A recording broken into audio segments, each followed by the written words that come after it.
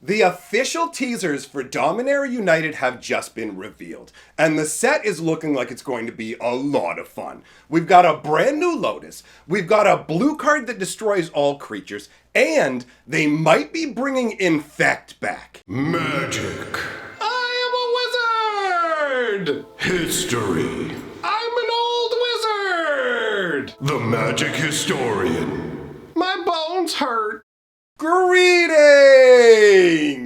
owners of fine luxury cardboard rectangles. My friends, I hope the day finds you well because we have gathered for Dominaria United hypeness. We have a bunch of teasers to go through, and this time it's super exciting because unlike previous sets, nothing has really been leaked for Dominaria United. We don't know that much about the set, so this is a great window into it. If you don't know how it works, normally, before a Magic set comes out, Mark Rosewater will list a whole bunch of teasers giving you an idea of what if some of the cards are without painting the entire picture. So let's dive into this list because it is juicy. The first thing on the list is a new evergreen counter. And if you don't know what the evergreen term means in Magic, it means something that is available for every set and is basically going to be everywhere in Magic. Think +1/+1 counters being an evergreen counter. Think first strike being an evergreen mechanic. You expect to see that stuff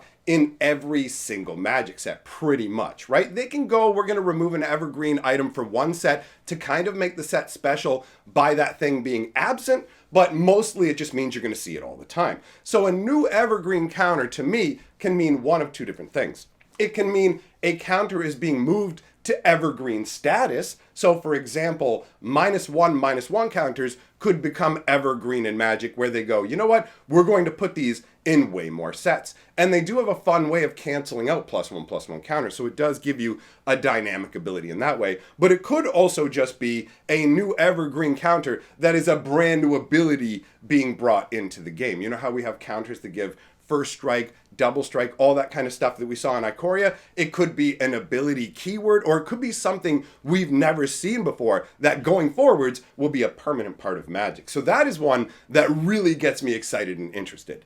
The next one on the list is a popular Planeswalker card gets a reprint. I mean, this is pretty obviously, okay, well, who's it going to be? We've got a few choices. You've got Karn, you've got Jaya, you've got Teferi. So, I mean, it's going to be a Karn or a Teferi is my guess. If you had to go through the Planeswalkers that are in the story. And if you didn't know already, over on Fantasy Geographic, I'm covering the Dominaria United story. There are already 4 videos out, and the story's a lot of fun. So I'll leave links for you at the end of the video if you want to check it out. Okay, next up, we have a blue card with Destroy All Creatures. Now that is a very strange effect to see on blue. Normally you're only going to find cards like that in either white, which has like king status for board wiping of creatures, or black, which is secondary king status, right? So white is like, we're upset at what you're doing. We're wiping everybody out because they're not obeying the rules. And black is like, we want everyone to die, so we're wiping everybody out. But blue is like, we want people under our dominion. We want to send people away. Whatever it is, we want to use illusions to control them. It's usually not, we're wiping out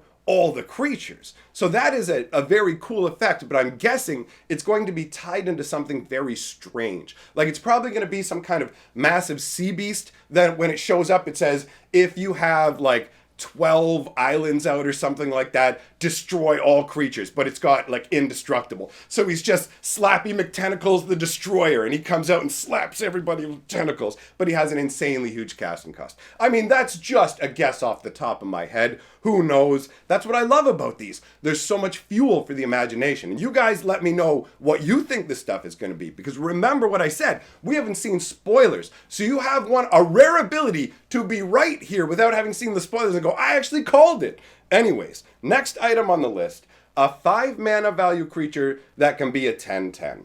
I mean, is that really that exciting considering we have creatures that cost like 1 mana to put out and you can incrementally ramp them up? Like pay a mana, now this thing's a permanently 2/2. Pay 2 mana, now it's a 4/4. Do you know what I mean? Like we already have creatures that kind of ramp up there. So a creature that costs 5 mana that can be a 10/10, Giganosaurus costs 5 mana as a 10/10 and he's my boy. So, I mean, I like the big 10/10, but the 5 mana part, it doesn't really add much of excitement.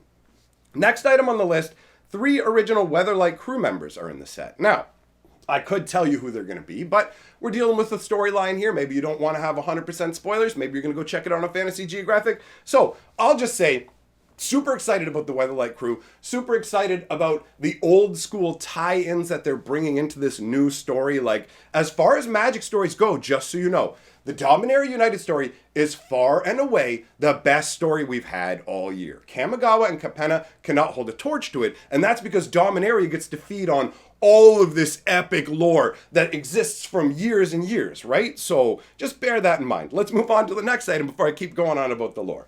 The next item is an ability word that didn't start as an ability word returns. So that can just be something as simple as mill, right? Mill is now an ability word, but originally it wasn't an ability word. It was a word we all used for it, but it wasn't actually part of the game. So having an ability word that didn't start as ability word returning is like, all right, that could be a number of things. The next item, more exciting.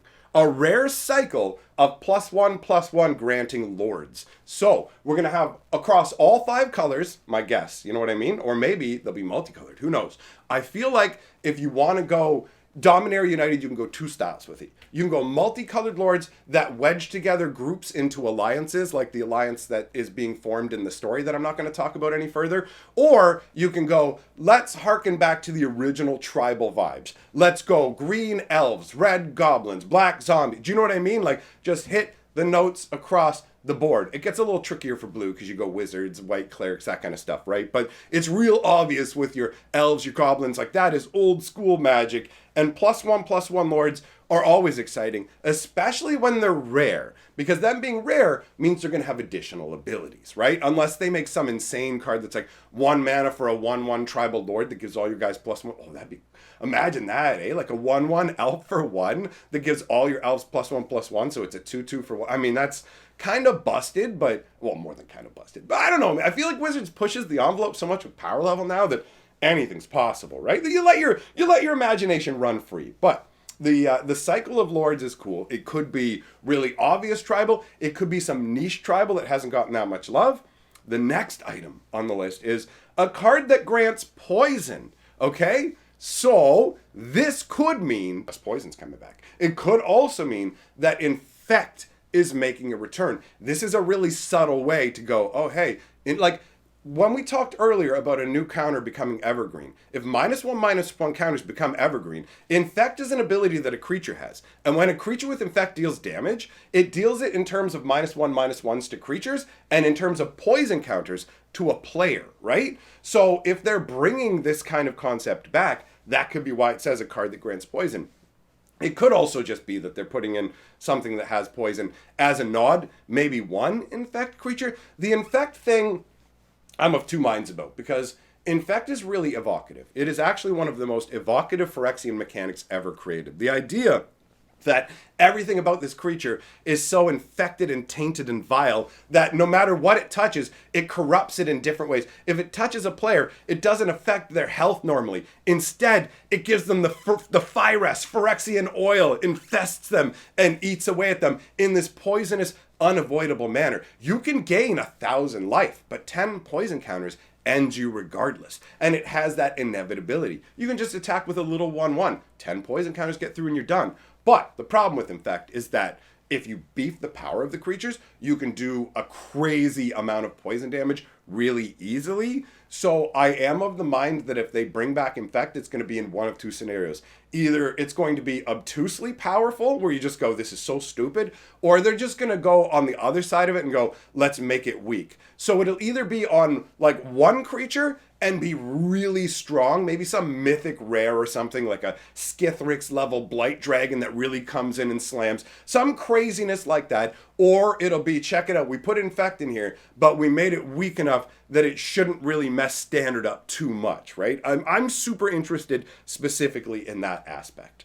The next item on the list is a new artifact with Lotus in the name. So usually when they make card with Lotus in the name, it's a big flashy thing. I mean, they know to advertise it to us in this fashion, right? The last Lotus that we got was the Jeweled Lotus, and nowadays Wizards doesn't really make jank Lotus associated cards. So this is probably going to be some very strong mythic rare, I imagine. That's my guess, but who knows exactly what the conditions are going to be for it to generate mana.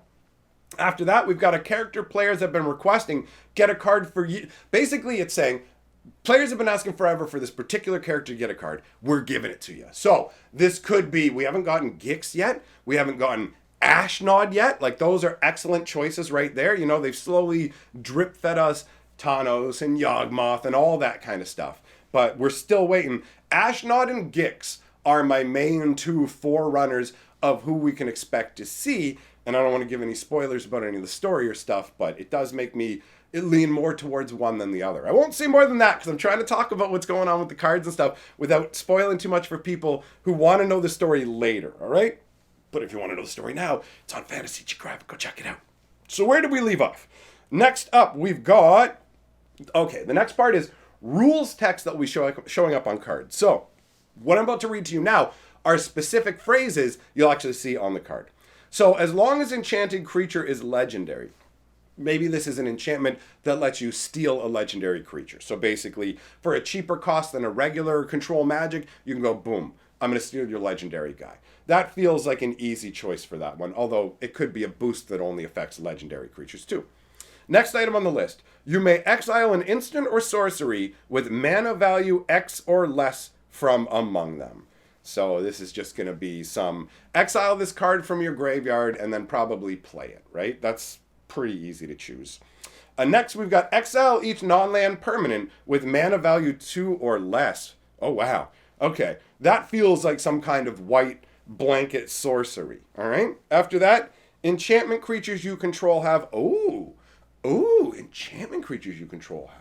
That makes me wonder if maybe one of the tribal lords that we're going to get will be an enchantment creature lord. That is a really cool concept. Yes. All right. If X is 3 or less, well, that's... Why even put that in? That's so underwhelming. For each opponent who doesn't, that player loses 2 life and you draw a card. Okay. So each opponent may do this. For each opponent who doesn't, all right. Who knows what that's going to be? Obviously, some kind of trade-off where they have to make a bad choice, right? Then you've got instant or sorcery card with mana value 1 or 2. Okay. Pay any amount of mana. All right. Some of these don't really, like for me at least, they don't evoke much from my imagination. I just read it and go, okay, that could be so many things that my brain doesn't attach anything to it. After that, you've got vehicles you control have crew 1. Depending on what that's on, that could be really strong. There are some vehicles with insane abilities, like Parhelion and stuff like that. And just being able to crew them for 1 is bonkers dumb, right? So that one's funky.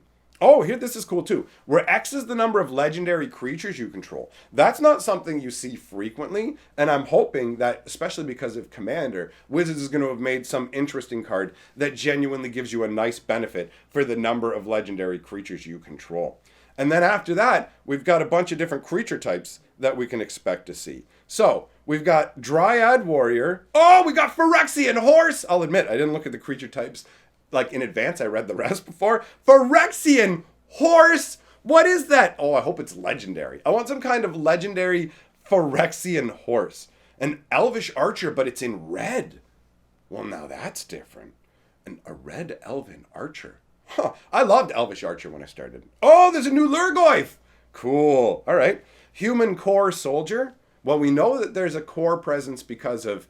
Oh, I shouldn't say the name. Okay, well, if you check out the lore, maybe there's some core over at Fantasy Geographic. Have some more. It rhymed. Forget what I said. Don't think about it. Okay, so next item on the list, we've got Elemental Demon.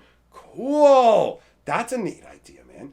Demons are forces of evil, summoned from the pits of hell, right? But an elemental demon, what sort of element is he aligned with? Is it evil, or is it like some kind of frost demon, a fire demon, an electricity demon? Like, this is an interesting concept.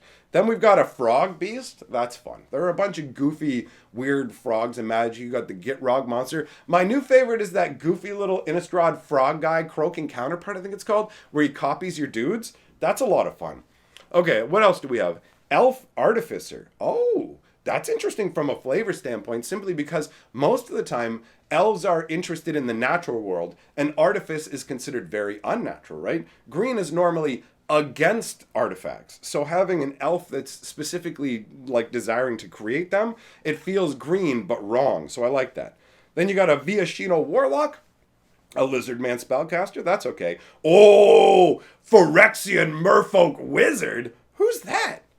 I don't even have any guesses yet from the story stuff. There's more story coming out today. In fact, I'm going to be putting out at least one more installment of the lore today on Fantasy Geographic, but there's 2 that have come out. So there may be 2 videos coming out today or a second one coming out early tomorrow morning. But either way, that wraps up the teasers. Dominaria United is looking pretty amazing to me. Like, I'm hyped. They've kept everything under wrap. The story is genuinely enjoyable. So I invite you, come on over. I'll tell you all about it. There's multiple installments, links on the screen. Thanks very much to my patrons for supporting my channel, and I will see you all, my friends, for the next video over on Fantasy Geographic.